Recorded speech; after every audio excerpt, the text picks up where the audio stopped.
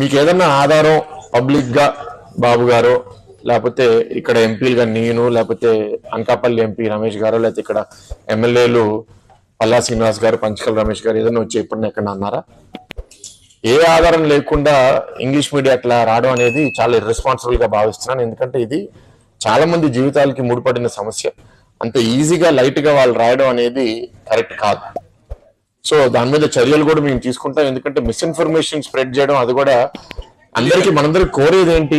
Steel plant కాపాడుకోవాలి, ఇక్కడున్న కార్మికులకి నిర్వాసితులకి అందరికీ జస్టిస్ జరగాలని మేము అనుకుంటుంటే దీన్ని ఎట్లా డీవియేట్ చేయాలి, ఎట్లా పొలిటికల్ గా పాయింట్స్ కొట్టాలి. వాళ్ళు పవర్ లో ఉన్నప్పుడు 5 ఏళ్ళు చేయలేకపోయారు, ప్రతిపక్షంలో ఉన్నప్పుడన్నా మా పని మమ్మల్ని చేయనివ్వచ్చు కదా. ఇవాళ బాగా రివ్యూ చేసామండి. వాళ్ళని కోరింది కూడా ఏంటంటే లాభాల లోపలికి స్టీల్ ప్లాంట్ ని ఎట్లా తీసుకుని రావాలి, ఆ విధంగా మనం ఎట్లాంటి సహాయం రేపు కేంద్ర మంత్రిని మనం అడగాలి.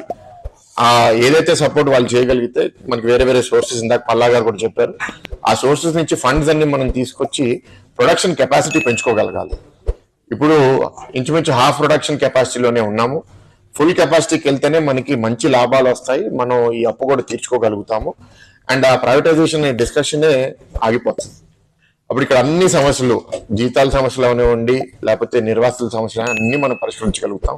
కానీ దీనికి చాలా కమిట్మెంట్ కేంద్ర ప్రభుత్వం నుంచి కావాలి. కాబట్టి రేపు మీటింగ్ లో చాలా స్పష్టంగా కేంద్ర మంత్రికి కూడా ప్రజెంట్ చేయాలని వాళ్ళ టీంతో కూడా మాట్లాడడం జరిగింది.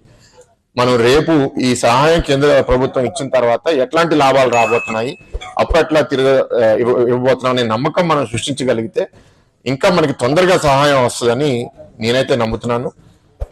టీం కూడా మీ అందరికీ చెప్తున్నాను, చాలా మంది అపోహలు కూడా సృష్టిస్తున్నారు, ఇక్కడ పనిచేయరని లేకపోతే ఇక్కడ టెక్నికల్ నాలెడ్జ్ లేదని. అది మాత్రం మీటింగ్ లో నాకు అర్థమైంది ఏంటంటే అక్కడ ఉన్న కొందరు హెచ్ఓడీస్ కూడా చాలా కమిటెడ్ గా ఉన్నారు. అండ్ ఈ ప్లాంట్ లో వర్కర్స్ కూడా చాలా బాగా పనిచేస్తున్నారని ఒక బయట నుంచి వచ్చిన ఆఫీసర్ కూడా చెప్పారంటే నాకు చాలా సంతోషంగా ఉంది.